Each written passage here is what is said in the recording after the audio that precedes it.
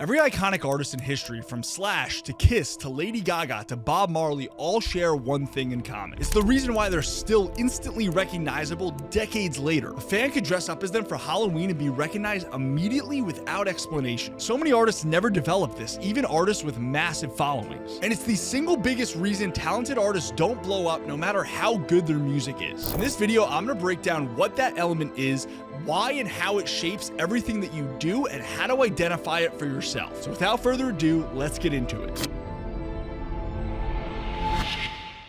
This is the unique identifier framework, how to find the one thing that's undeniably you. So just for a second, forget what you've been told about branding, because brand is how fans feel when they think of you, listen to your music, and the role that you and your music play in that fan's life. Your aesthetic is an expression of your brand, but it is not the brand itself. Because so many times an artist will go, okay, I use the color red and I wear this hat, that's my brand. That is an aesthetic, that is a visual representation of how you look, but the brand goes much deeper. The real question we have to start with that you need to ask yourself is, what problem does your music solve for the listener? And we've broken that down to 4 different solutions. The first one is identity validation. So this is that fan going, finally, someone sees the world the way I do, and their music validates something I couldn't put into words myself. And in practice, what this looks like is you have fans that are quoting your lyrics in their Instagram captions. They're telling your friends you have to listen to this, and they feel like you wrote your songs about their lives. Then we've got emotional processing. So this is when that fan goes, I listen to this artist to feel an emotion, whether it's grief, rage, joy. And what this looks like in practice is your music is where they go after the fight, the funeral, the diagnosis. You're part of how they cope, and they associate your songs with specific memories and moments in their life. Then we've got the mental escapism. So this music takes me somewhere else. I could disappear into this sound. And what this looks like is your music is what they play to fall asleep, tune out, get through the workday. These people are searching for that feeling of being somewhere else, and your music solves that problem. And last but not least, we've got the social connection. Loving this artist is part of my identity. The community around this music is where I belong. So what this looks like is they bond with other people over their love for you and your music, and your fan base is a community that they're actively participating in. So now that we understand that your music can solve really one of 4 problems for the viewer, how does that turn into what your brand is? Naturally, let's start with the number 1 branding mistake that so many artists are making. Let me know if this sounds familiar, because most artists are building their brand like this. They're gonna scroll on Pinterest, they're gonna save a few images to a Pinterest mood board because it feels like your vibe. Then you'll go on like Canva and you'll pick a color palette because it looks good together. You'll design some album art that matches the mood board. Then you're gonna make some forced content to try to fit that aesthetic. And then you're gonna go, okay, why aren't fans connecting, and why do I hate everything that I post? The reality is you can't decorate a house that has no foundation, but that is what you're trying to do when you approach branding like this. Because there are 3 layers to an artist's brand. Layer 1 is the archetype. This is literally just your default way of relating to fans. So are you the mysterious one, the caretaker? Are you a rebel? Are you an entertainer? This archetype is going to determine what kind of content feels effortless and easy to make versus feeling forced. And this is why some artists are going to thrive on raw TikTok content and others are going to feel super fake over there. Then we go a layer deeper to your unique identifier. And we're going to get into this like crazy in a bit, but you have to understand the basic principles, which is that this is the one thing that's distinctly, undeniably you. This is the thing that fans are going to instantly associate with you as an artist. And it's not a gimmick, it's something that's rooted in who you actually are, because this is what you're going to anchor your entire brand around. And last, the 3rd layer is the visual direction. Now the colors, the fonts, the aesthetics, they all have meaning because your visuals communicate something real, because you now have rooted them in your archetype and your unique identifier. The album art, the merch, the content look, the stage design, all of it is going to flow from what you've already established. But where the entirety of your artist brand stems from and what you are remembered by is your unique identifier. So we've boiled this down to 5 types. First, we've got the visual visual, physical, unique identifier. So this is something that is literally visible. You could see it with your eyes. Could be what you wear, how you look, a physical trait, a signature item. It's going to show up when fans draw you, when they dress as you for Halloween, how they describe you to your friends, and a few examples of this. Slash. Slash has got the top hat. He's worn it since before Guns N' Roses. It is not a costume. It's literally him. You can draw a silhouette of a guy in a top hat with a Les Paul, and everyone knows that you are drawing Slash. Or Post Malone. He's got the face tattoos, which are polarizing, but that's kind of the point. If you're put off by them, you are probably not a good fit for his fan base anyway. And then Ariana Grande with the ponytail. She turned her hairstyle into a trademark so strong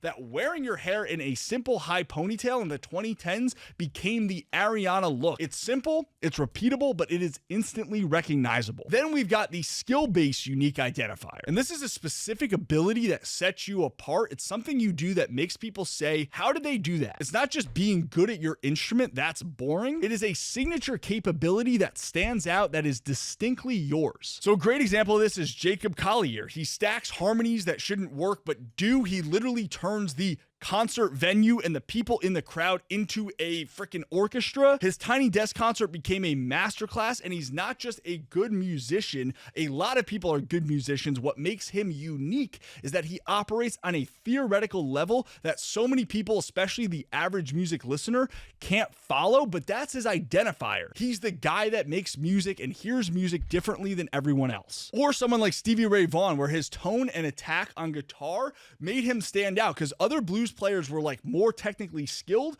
but nobody sounded like him. The way he played the guitar was identifiable by the sound and the skill within 3 notes. Then we've got the ritual practice unique identifier. And this is a repeated behavior, tradition, or moment that fans expect and they also participate in. So this is something that can happen at every show, in every video, how you interact with your audience, but this becomes a part of the experience of being your fan. Like 21 Pilots and the Yellow Tape, where fans wrap their hands in yellow tape at shows. It started as something that they did, and now it's a ritual that the entire fan base understands and participates in. You see the yellow tape, you know exactly what community and fan base that person belongs to. And then we've got role model in the Sally moment, where at every show, role model brings out a Sally, someone from the crowd that comes on stage during his song Sally when the wine runs out. It's a moment that fans wait for. Everybody films it and throws it up on social media, and it shows how a simple ritual turns every concert into a shared experience. Then we've got the origin background unique identifier. This could be where you came from geographically, economically, culturally, and this has to shape your perspective around the world and your music. So this isn't just like boring backstory for the bio. Fans got to connect to this so much because it's real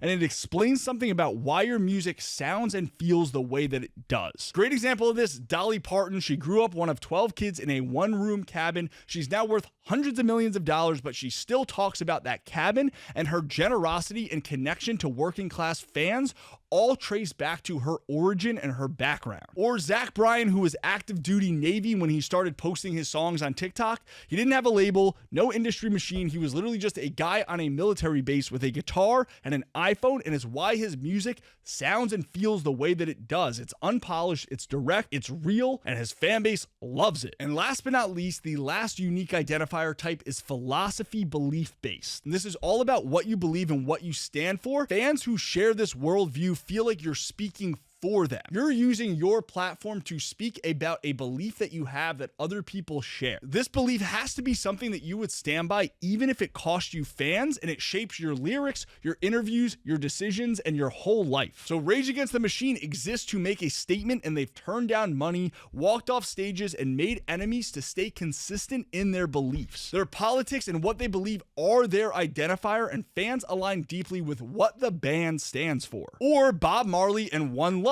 Peace, unity, resistance to oppression. Bob Marley's fans have adopted his worldview and message on a borderline spiritual level. So now you're watching all of this and you're probably stressing out because you feel like you see yourself in multiple of these categories. That's okay. That's normal. The strongest brands have one clear anchor, and that's part of your mission as an artist to discover. So now let's put this to the test and really see what is your unique identifier. If you think it is something visual or physical, then ask yourself, can someone dress as you for Halloween?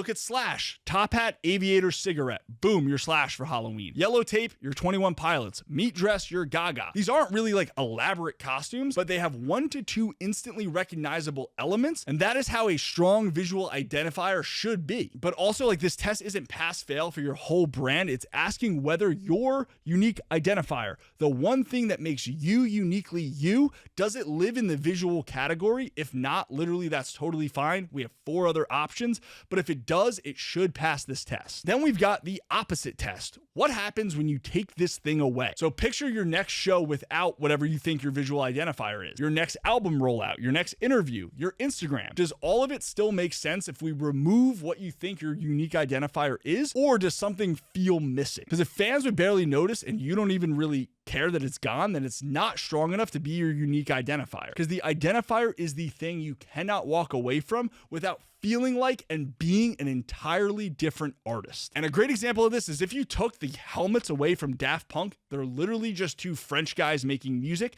They are no longer Daft Punk. But also understand that like the identifier is the piece you can't remove without losing something essential to your artist brand, which is why it's so important that you take your time to really dig in deep and figure out what this identifier is. Because if it's surface level and you don't really care and then you remove it, it wasn't strong enough. Then we've got the commitment test. Can you commit to this one thing for years? Even if you get a ton of hate, you get called cringe, you get called lame. Kiss wore full face makeup and costumes when rock music was supposed to be authentic. Literally everyone called it a bit, gimmicky, lame. They didn't flinch, and now decades later, the commitment to the bit is why we literally still talk about Kiss, and everyone still dresses up as them for Halloween freaking 50 years later. So the thing that makes you different will make you uncomfortable at first, but the question is whether you believe in it enough that you will outlast the cringe and the hate. And why artists usually can't see this for themselves and see their own brand is because the most interesting thing about you is probably something that you've put off and dismissed as,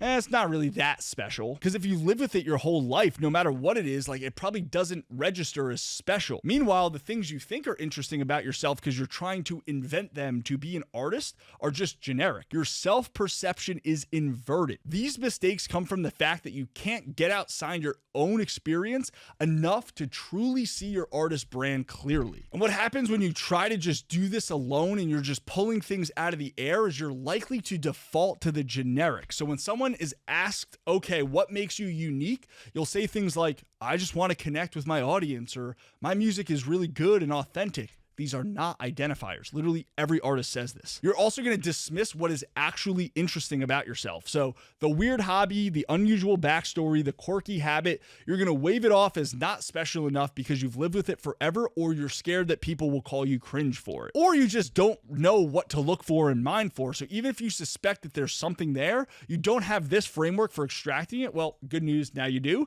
So now you can dig knowing what the gold looks like. So if there's anything that I want you to walk away from this video asking yourself so that you can find that unique identifier, it's these 5 questions. What is a story from your past that shaped how you see the world today? What could you talk about for hours and hours on end that has nothing to do with your music? What are you allergic to? So like, what is definitely not you that you would never do? What message do you want people to take away from you and your music? And if someone were impersonating you at a party, not dressing as you, but impersonating you, what would they do? These are the questions that begin the process, and they're meant to show you where to start digging to uncover that best version of your artist brand. But also, please take this with a grain of salt that this is a starting point. It's not the entire solution for your whole career. You probably have more raw material in who you are as a person than you realize, and the problem's not a lack of uniqueness, but rather proximity, because you're standing too close to yourself and your artist project to really see that unique identifier. This is a very heavy video, so if you have any questions, please drop them in the comments. I will try to answer all of them. This is the blueprint and the playbook for having a long-lasting artist career and artist brand that is recognizable, that is authentically you, and that stands out.